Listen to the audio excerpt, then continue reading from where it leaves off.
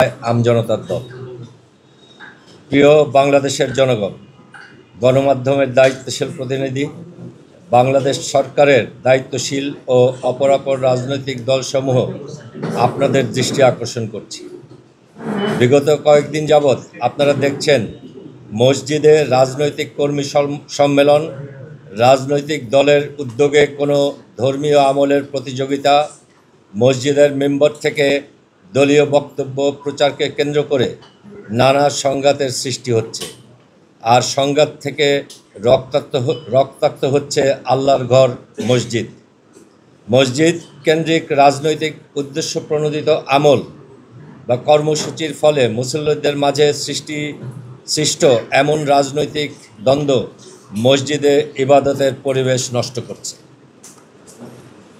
মুসল্লিদের মাঝে সৃষ্ট এমন রাজনৈতিক দ্বন্দ্ব মসজিদে ইবাদতের পরিবেশ নষ্ট করা সহ বাংলাদেশের 92% মুসলিম সংখ্যাগরিষ্ঠ দেশের যারা ভিন্ন ভিন্ন রাজনৈতিক মতাদর্শ থেকেই ধর্মকর্ম পালন করেন তাদেরকেও অস্থির করে তুলছে।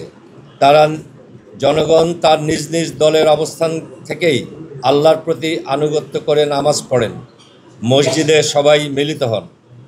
আমজনতার দল মনে করে মসজিদ হলো আল্লাহর ঘর, ইবাদতের স্থান, যা সকল রাজনৈতিক মতের মুসলিমদের মিলন মেলা। এই স্থানকে কেবল ধর্মীয় উদ্দেশ্যে ব্যবহার করা উচিত, রাজনৈতিক উদ্দেশ্যে নয়। এতে মসজিদের পবিত্রতা বজায় থাকে এবং মুসল্লিরা শান্তভাবে তাদের ইবাদত সম্পন্ন করতে পারেন।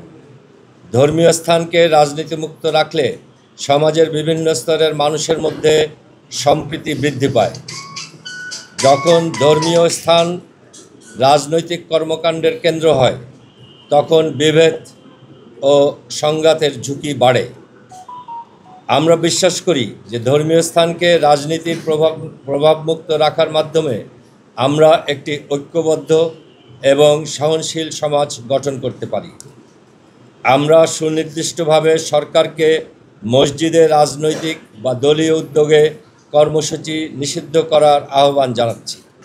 আমরা সকলের প্রতি আহ্বান জানাচ্ছি, মসজিদ ও অপরাপর ধর্মীয় স্থানকে তার নিজস্ব মর্যাদা ও পবিত্রতা সহকারে ব্যবহার করুন। রাজনৈতিক কর্মকাণ্ডের জন্য নির্ধারিত স্থান ব্যবহার করুন। এর মাধ্যমে আমরা আমাদের সমাজকে আরও সুন্দর ও শান্তিপূর্ণ করে তুলতে পারব। ধন্যবাদ আপনাদের সবাই।